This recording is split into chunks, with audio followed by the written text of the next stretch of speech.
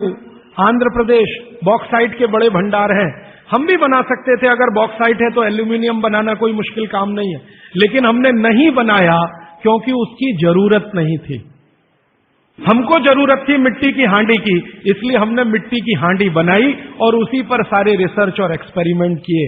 इसलिए कुम्हारों की एक पूरी की पूरी जमात इस देश में खड़ी की गई कि तुमको भैया मिट्टी के ही बर्तन बनाने हैं। माने तुमसे बड़ा वैज्ञानिक कौन? अब ये कुम्हार जो इतने बड़े वैज्ञानिक हैं इस देश के, जो मिट्टी के बर्तन बनाकर हजारों साल से दे रहे हैं हमारे स्वास्थ्य की रक्षा करने के लिए, हमने उनको नीची जाति बना दिया। हम कैसे मूर्ख लोग!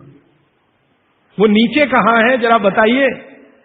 अगर प्रेशर कुकर की कंपनी जो बना रही है प्रेशर कुकर वो ऊंचा आदमी है, तो ये कुम्हार नीचा कैसे हो गया? ये ऊंचा नीचा हमने डाल दिया इस देश में, इसी ने देश का सत्यानाश कर दिया। ये ऊंचा नीचा कुछ तो अंग्रेजों ने डाला, कुछ अंग्रेजों के पहले जो मुसलमान थे उन्होंने डाला, और कुछ अंग्रेज और मुसलमानों के जाने के बाद हम काले अंग्रेजों ने इसको ऐसा पक्का बना दिया कि कुम्हार इस देश में बैकवर्ड क्लास है। जो सबसे बड़ा वैज्ञानिक काम कर रहा है मिट्टी के बर्तन बना बनाकर आपके माइक्रो न्यूट्रिएंट्स को, आपके सूक्ष्म पोषक तत्वों को कम नहीं होने देने के लिए मिट्टी का सिलेक्शन करता है। वो आपको मालूम है हर एक मिट्टी से बर्तन नहीं बनते। एक खास तरह की मिट्टी है वही बर्तन बनाने में काम आती है, और एक खास तरह की मिट्टी है जो हांडी बनाती है, दूसरे खास तरह की मिट्टी में कुल्हड़ बनता है, तीसरे खास तरह की मिट्टी में कुछ और बनता है। ये मिट्टी को पहचानना कि इसमें कैल्शियम ज्यादा, इसमें मैग्नीशियम ज्यादा इसलिए हांडी इससे बनाओ, और इसमें कैल्शियम मैग्नीशियम कम है इसलिए इसका कुल्हड़ बनाओ, ये तो बहुत बहुत बारीक और विज्ञान का काम है। ये सब कुम्हार कर रहे हैं, हजारों साल से कर रहे हैं, बिना किसी यूनिवर्सिटी में पढ़े हुए कर रहे हैं। तो हमें तो वंदन करना चाहिए, उनके सामने नतमस्तक होना चाहिए। कितने महान लोग हैं। दुर्भाग्य से सरकार की कैटेगरी में वो बैकवर्ड क्लास में आते हैं। तो ये जो मिट्टी के बर्तन की बात हुई, वो मिट्टी के बर्तन की बात इसलिए कि माइक्रो न्यूट्रिएंट्स का सब कुछ सामान्य रहता है, इसलिए हमारे यहां एल्यूमिनियम के बर्तन या दूसरे मेटल के बर्तन का चलन कम है। भगवान के लिए तो बनाते नहीं, धातुओं के बर्तन में खाना नहीं बनता, सभी मंदिरों में भोजन और प्रसाद ज्यादातर मिट्टी के। तो आप भी कर लीजिए ये काम, प्रेशर कुकर निकालिए, मिट्टी की हांडी ले आइए। तो आप कहेंगे जी दाल देर में पकेगी, सिद्धांत ही वही है दाल का, तो जो देर में खेत में पकी है वो देर में घर में भी पकेगी।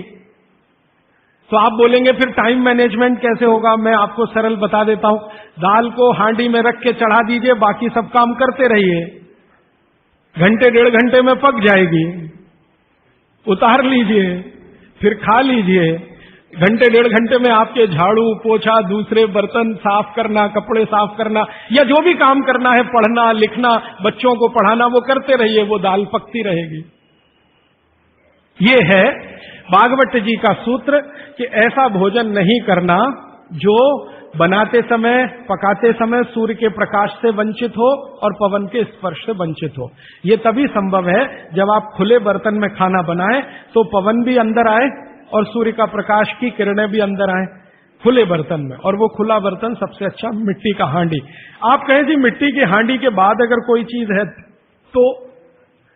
तो हमारे यहां एक मेटल बनता है जिसको आप लोग कहते हैं एलॉय है, कांसा। कांसा आपने सुना है, शायद देखा भी हो किसी के घर में। तो दूसरा सबसे अच्छा माना जाता है कांसा, तीसरा सबसे अच्छा माना जाता है पीतल।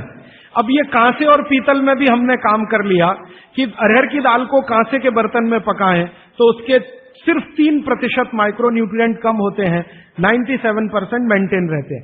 पीतल के भगोने में पकाएं तो 7% कम होते हैं, 93% बचे रहते हैं। लेकिन प्रेशर कुकर में बनाएं तो सिर्फ 7% बचते हैं, बाकी खत्म होते हैं। अब आप तय कर लीजिए, आपको लाइफ में क्वालिटी चाहिए तो आपको मिट्टी की हांडी की तरफ ही जाना पड़ेगा। क्वालिटी ऑफ लाइफ की अगर बात आप करेंगे, माने जो खा रहे हैं वो पूरे शरीर में पोषकता दे, ये लाइफ की क्वालिटी की बात आप करेंगे तो मिट्टी की हांडी की तरफ ही जाना पड़ेगा। माने भारत की तरफ वापस लौटना पड़ेगा, इंडिया से। अभी हम हैं इंडिया में, जो बनाया अंग्रेजों ने, या बना दिया अमरीकियों ने। इस इंडिया से निकल के भारत की यात्रा करनी पड़ेगी। और मैंने पिछले 1-2 वर्षों में ये बातें गांव-गांव में कहना शुरू किया है, तो इसका परिणाम पता है क्या, कि कुम्हारों की इज्जत बढ़ गई है गांव में। गांव वाले समझते हैं कि ये तो कोई बड़ा काम कर रहे हैं हमारे लिए। और मैं मानता हूं कि मेरे व्याख्यान की अगर कोई सार्थकता है तो वो ये कि कुम्हारों की इज्जत इतनी बढ़ जाए कि वो पंडितों के बराबर आ जाएं, क्योंकि वो किसी से नीचे नहीं है, क्योंकि वो किसी से छोटे नहीं है। भले वो मिट्टी के बर्तन बना रहे हैं, बहुत वैज्ञानिक काम वो कर रहे हैं। और मजे की बात कि वो हांडी बना के आपको 20-25 रुपए में ही दे रहे हैं, प्रेशर कुकर तो 250-300 रुपए का है। और सबसे मजे की बात कि ये हांडी जब खत्म होगी, माने इसकी लाइफ पूरी हो जाएगी, तो ये हांडी फिर मिट्टी में मिल जाएगी और फिर वही मिट्टी से हांडी बन जाएगी। दुनिया में ऐसी कोई वस्तु नहीं है। प्रेशर कुकर के बारे में तो नहीं कह सकते आप, बायोडिग्रेडेबल है। तो आप कोशिश करें अपने घर में थोड़ा परिवर्तन करें। अब मैं आखिरी बात जो आज की कह रहा हूं वो ये, मैंने पिछले 2 वर्षों में मैं होम्योपैथी की भी चिकित्सा करता हूं। तो बहुत सारे पेशेंट मुझे फोन करते हैं, राजीव भाई ये। तो मैंने कुछ पेशेंट को खास कर कहा कि देखो भैया, आपको मैं कोई दवा नहीं दूंगा। तो कहने लगे फिर बीमारी कैसे ठीक होगी? मैंने कहा एक ही काम करो, मिट्टी की दाल खाना शुरू करो, मिट्टी की हांडी में रखी हुई दाल खाना शुरू करो। चावल खाना है तो मिट्टी की हांडी का। कहने लगे राजीव भाई कौन करेगा ये सब? मैंने कहा आपकी बीवी करेगी या आप करोगे?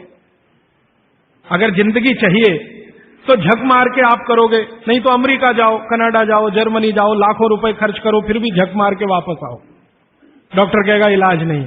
तो आप देख लो, तो जो गंभीर मरीज हैं वो आप जानते हैं वो कुछ भी करेंगे जो आप कहेंगे। तो मेरे पास कुछ डायबिटीज के क्रोनिक पेशेंट हैं, बहुत क्रोनिक, जिनका यूनिट, शुगर यूनिट 480 के ऊपर है। ऐसे 100 से ज्यादा पेशेंट, कुछ गुजरात में है, कुछ राजस्थान में और कुछ बंबई में। मैंने उनको कहा ध्यान से मिट्टी का बर्तन ले आओ और शुरू करो। अब बर्तन लाने में तकलीफ हुई तो कुम्हार को ढूंढना पड़ा, तो लेकिन मिल गया।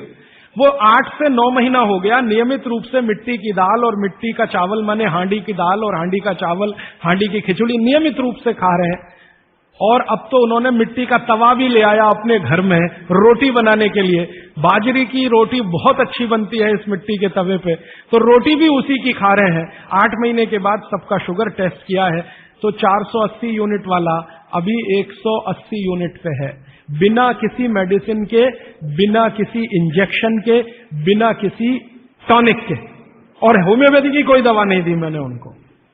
कुछ लोगों को ज्यादा परेशान थे, दवा भी दो, उनको प्लेसिबो दे दिया। प्लेसिबो समझते हैं? खाली गोली, दवा नहीं डाली। तो पेशेंट को लग रहा है कि मैं दवा खा रहा हूं, दवा खा के अच्छा हो रहा हूं। मुझे मालूम है कि वो कोई दवा नहीं है, वो प्लेसिबो है, वो अच्छा हो रहा है उस मिट्टी की दाल खा के, मिट्टी का चावल खा के, मिट्टी की खिचड़ी खा के। रिजल्ट ये है।